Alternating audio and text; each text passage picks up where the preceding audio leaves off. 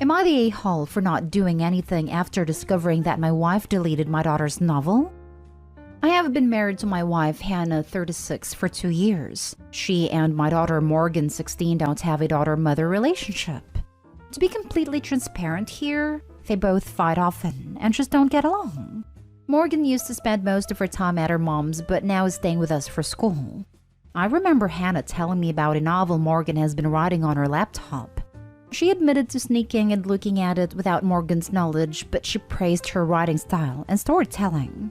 So I thought that was a positive thing. Yesterday, I got back home and found Morgan and her mom yelling at Hannah. I asked what was happening, and Morgan told me that Hannah deleted her novel. Hannah said that Morgan created a character in the novel using her description and name, and making her the villain. Not only that, but she wrote bad words about her. Morgan argued that it was just a character, and Hannah had no business snooping on her laptop to begin with. Hannah broke down crying after my ex-wife threatened her. I just watched the three of them fight and did nothing nor said a single word. I stepped out for a minute to get fresh air, and moments later, Hannah unloaded on me about how I should have defended her in the argument instead of acting so cowardly. Morgan and her mom also said that I should have done something when Hannah decided to snoop, then deleted Morgan's month's worth of work. It just became too much with the three of them berating me and yelling in my face. Morgan went home with her mom and she was crying and refused to speak to me. And Hannah checked into a hotel also refusing to speak to me. The texts from both sides kept coming in, both telling me I should have done something and should have taken their side in the argument. I just had to stay out of this one. I was on my feet the entire week working. Both mental and physical health are down the drain, and I'm tired of them fighting all the time then blaming me for my actions / or lack thereof. Both are expecting me to get involved and do something to fix this, but I haven't done anything yet. Am I the a-hole for not getting involved? Now for the top comments. You're the a-hole. Hannah should pay for the recovery services to get the novel back. This will run $1,500 to $3,000 and won't guarantee that it is successful. There is no question who the a-hole is here, and it's both you and Hannah. The laptop should be powered off and not used until it is sent in for recovery to give it the best chance of succeeding. It just became too much with the three of them berating me and yelling in my face. Well, you aren't going to have a great time here either. This. Also, OP, you should have shut Hannah down the moment she admitted to snooping through Morgan's things. You should have told her to stop and told Morgan to add or change her password. You and Hannah are huge a-holes. I see the next novel having 2 villains. One nasty snooping one and one cowardly one. You're the a-hole, as is Hannah. Your daughter was writing fiction and probably processing some stuff with that writing. Hannah snooped, then deleted her work. Work which was in no way public or created to hurt Hannah.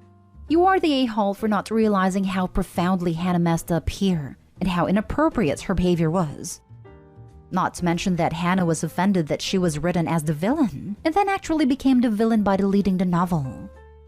And the irony is that I know lots of writers tend to base villains, names and descriptions, etc., on people that they like because they are much less likely to react the way Stepmother did. A good villain is always a little likable, so you base them on people that you love to make that come across. That's what I do anyway. The alternative, though, is that it could have been a way of working through emotions like it is for many people. So the stepmother definitely earned her role as the villain. You're the a-hole. Your wife had no right to go into your daughter's laptop and delete her personal writing. All she did was prove that your daughter was correct to make her the villain. Both are expecting me to get involved and do something to fix this, but I haven't done anything yet. You're the husband and father, and you've failed at both. Grow a spine. Next story. Am I the a-hole for telling the officer where my mom's boyfriend was the day he was supposed to attend court? So my 16 male mom has been with her boyfriend Joseph for a few months now. He lives with us most of the time. Now, I don't know the full extent of what's going on exactly, but from what I understand is that he got caught up in child support case and he just keeps missing court dates after court date, basically avoiding to show up. Also, from what I understand, his ex has a sick child who needs money to pay for medical bills. The other day, an officer showed up to our house while I was outside fixing the fence. Joseph opened the door and I heard his entire conversation with the officer, telling him he couldn't attend court last week because he had a family emergency and had to go out of town to deal with it. The officer seemed skeptical about believing his story and insisted on the importance of respecting court dates/attendance. After the officer was done talking to Joseph, he approached me and started asking me about what I was doing. He then asked if I saw Joseph on X date Y day. I said yes. Told him he was with mom at her apartment that is located in X location. The officer seemed confused. He went back to the porch and rang the door again. Joseph opened the door and they started talking. I freaked out internally because the officer was confronting him with my statement, so I decided to go to a neighbor's friend's place. After a while, I got an angry call from mom telling me to get my snitching butt home ASAP. I went home and she blew up at me saying that Joseph had just been taken to the police station after I snitched on him to the officer. I told her I got worried and couldn't lie to the officer, but she screamed that I just got her boyfriend in a huge trouble instead of keeping my mouth shut or saying I knew nothing. She scolded me for 30 minutes, had a full-on breakdown, then punished me, then left to be with Joseph at the station. I felt so confused and regretful for getting them into trouble. But I just couldn't help lie to the officer because this could have major repercussions. And I'm not the type who wants to get involved in trouble. I'm punished for eternity by the looks of it, and I don't think I made a right call here. Not a-hole, and everyone else in this situation is an a-hole, including the cop. The boyfriend sucks for so many reasons, including not providing for his child. Your mom sucks for wanting you to lie to a cop. Seriously, what the hell is she thinking? Don't do it, no matter what she tells you to do. Lastly, the cop sucks for talking with you without a parent present, and for failing to consider your safety when confronting the boyfriend. Someone should file a complaint against him. Damnation. You should not have to deal with this kind of crap at 16. Yep, that cop straight up put you in a potential danger, OP. You did the right thing, and it's not fair that it's coming back to bite you. Not stay home. OP's mom is awful. I had narcissistic parents growing up, and it was terrible. I feel so bad for OP. OP, do you have other trusted adults that you are close to? Not stay home. Also, I'm not a fan of the police officer's actions for asking a minor for information. That might put the minor in danger at home. It's actions like that which result in distrust in policing institutions. Where's that officer now that Opie has to deal with her mom and Joseph when he returns? Not stay home. It's Joseph's fault that he didn't attend court. If he makes the silly decision to skip a court date, then you're not responsible for lying in order to help him avoid any ramifications. And seriously? All this talk about snitching and getting him in trouble. What, are they at school? No, they're not legit. Snitching would be from Joseph's culture along with hiding from the cops and abandoning his sick child. Opie's mother is not any better. Imagine punishing your child's honest impulse and beating him down to placate your awful boyfriend. Hope you can get out of there soon, Opie. You have a conscience and the makings of a good person. Not stay home. Next story is titled, Am I the a-hole for calling my boyfriend useless because he invited his friends over to get drunk while looking after my son? I, 24 female, have a 4-year-old son from a past fling, and the father is not in the picture. I do have a boyfriend, 25 male, who I have been dating since mid-2020. Although he has a great bond with my son, I have never left them alone by themselves for longer than 20 minutes. Obviously, it takes time to build that level of trust, especially considering he doesn't have experience with children. Anyway, my older sister's bachelorette party was last night, and I had no one to babysit my son. Usually my mom does, but she wasn't available, so I was planning on hiring a babysitter. This was when my boyfriend offered to look after him. Initially, I was hesitant, but I decided to say yes because he has never done anything wrong by me or my son. So I went and attended my sister's bachelorette. My boyfriend is pretty familiar with my son's schedule, but I wrote him a list before I left just in case. Later in the night, I called my boyfriend to check up on how he was going, but he wasn't answering his phone. I texted and called him multiple times with no reply. I was anxious as hell, so I decided to leave hours early and go home. When I went inside, my boyfriend and a bunch of his friends were in the living room playing games and drinking. There was alcohol everywhere. The only positive thing is that my son was in bed. I waited until my boyfriend's friends left to confront him. He said that he invited his friends over last minute, and it wasn't planned beforehand. I was irate because I don't want drunk people around my 4-year-old child. My boyfriend claims he wasn't drinking, but I could smell alcohol on his breath, so I know he's lying. I told him he was freaking useless, and I'm never gonna trust him again. He pretty much feigned innocence, said he did nothing wrong, he was just hanging with his friends, and then looked after my son just as I had asked. Now he's claiming that I'm creating unnecessary drama. I'm ungrateful and I should be thanking him, not biting his head off. We're both pissed at each other, but I believe I have every right to be angry and like him. Am I the a-hole? Not the a-hole. He shouldn't have offered to babysit if he wasn't prepared to actually be responsible about it. Yeah, and she was originally planning to get a babysitter and he offered to babysit. If he wanted to get drunk and have friends over, he should have just let her get the babysitter she originally wanted and everything would have been cool. 100% agree. And it shouldn't really have to be said that someone has to stay sober while babysitting. Also, he needed to know to answer his damn phone when he's looking after your kid for the first time. I don't think he's ready to be a stepdad material. Not that he's not a good guy, but he needs work. You could meet him halfway and say that maybe you weren't clear enough with what's expected, and that he wasn't thinking he was doing anything wrong. But don't give up your stance that drinking and not paying attention to the kid or his phone is wrong. Not stay home. If your son got hurt, how is he going to drive him to the ER while drunk? I think you have hit the massive red flag that it is time to get out. I agree. But to me, the biggest red flag is that he won't admit wrongdoing and is upset with Opie for creating unnecessary drama and lying about not drinking. I think if he were very apologetic, there might be a way to work through this. But the lies and failure to take responsibility make getting out the only option, sadly. Congrats, your son is still alive. Now dump your boyfriend. Not stay home.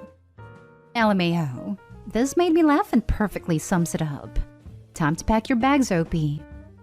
Right? I want to vote not the a-hole, but like she's still calling him her boyfriend. Current boyfriend. The heck? So like, for this, no. But if she doesn't break up with him over the 1, getting smashed while babysitting, 2, to the point that he can't even handle answering the phone, 3, having a bunch of drunk strangers at the house while babysitting, and 4, gaslighting Opie about it, then yeah, it would have to be everyone sucks here for me. Whatever it is that Opie finds charming or endearing about her boyfriend, it can't be enough to make up for this. This relationship can't go anywhere if she has a child, and he isn't responsible enough to be in a child's life. Even if it's the prick. Dude, there are other passes in the world attached to better people than this guy. Now for the last story. Am I the a-hole for telling my stepmother to get over her child calling my wife mom? My father married my now stepmother late in life after an accidental pregnancy. For reference, my father is 71, my wife and I are 32 and 30, and my stepmother is 41. My stepmother was diagnosed with stage 3 cancer while pregnant, and it has progressed to stage 4. She has less than a year to live. We've already worked it out between the 3 of us that after my stepmother passes on, my wife and I will be adopting the baby. It's the perfect solution. My father will get to fully retire and have a more appropriate grandfather role. My wife and I will be able to have a second child, and our older child will be able to have a younger sibling that they've already bonded with, since we already do most of the care for the baby because she's far too ill. I came over to visit and show them pictures and videos of the kids. I didn't think about this, but in one of the videos, the baby can be heard saying mama to my wife. She got angry at that and asked if we allow the baby to say that, which we do, and it came out that we would be adopting the baby when she passes on. She balked at that and said she would never allow it, but quite frankly, that's just not her choice. I tried to tell her not to worry about it and that we would make sure she wasn't forgotten, but she got angry and tried to say that she would stop it. I shouldn't have engaged, but I did, and I ended up telling her to get over it because that's just what it was going to be. She started crying and I stormed out. My father is upset with me for upsetting her, which I feel bad about, but she's the one who made a big deal about it. She never had to even think about it. She brought it up, not me. We didn't want to stress her out about it because there was no need to. But what did you think the reality of the situation was going to be? My wife and I are already the ones raising this child. My father is too old to fully raise another child or even want to. I don't think it's my fault that she pressed for a truth and then didn't like what she found. You're the a-hole. Y'all went behind her back and planned her child's future without telling her. Not only that, you couldn't even wait for her to be dead to start enacting your little plan. She just found out her husband intends to abandon their child when she dies, and you think she should just get over it? Not to mention Opie calling his and his wife adopting the baby a perfect solution. Nothing about the situation is perfect, Opie. Your second child is losing their mother and will not be raised by their father. Please recognize that even though there is a logical solution to all of this, it's still a tragedy and hard and painful. If you cannot treat your dying stepmother with compassion at this time, I'm not sure how well you are prepared to support your adopted child through coping with everything as they grow, and understand their origins and how they came to be with your family. I hope he has no regard for stepmom's feelings. She just found that her husband has no intention of raising the baby, and I don't get it. Feels like Opie already decided that she will die soon. I feel pretty bad for her. Opie's dead enjoying his retirement. She might have thought he will take care of the baby even when she is gone. You're the a-hole, Opie. Give her some respect, that's all. You're the a-hole. She's dying and her kid is calling another woman mama. Dude, have a heart. I'm wondering why you and your wife have the kid. The baby has a father who should be taking care of them and should be spending time with their mother while there's still time. There's something off about your story. In any case, you're the a-hole. The baby's father is 71, dude. Most men I personally have met from that generation have been provided for constantly, either by mother, girlfriend, wife, or even hard hands. I don't even know how to cook a simple meal. Never mind take on infant care solo. There are always exceptions, and he may be one of the exceptions, but in my personal experience, it seems more likely that he wouldn't be able to do it on his own. Well, you're the a-hole. A relatively young woman has to confront her very real death while leaving behind her child, and she should just get over it.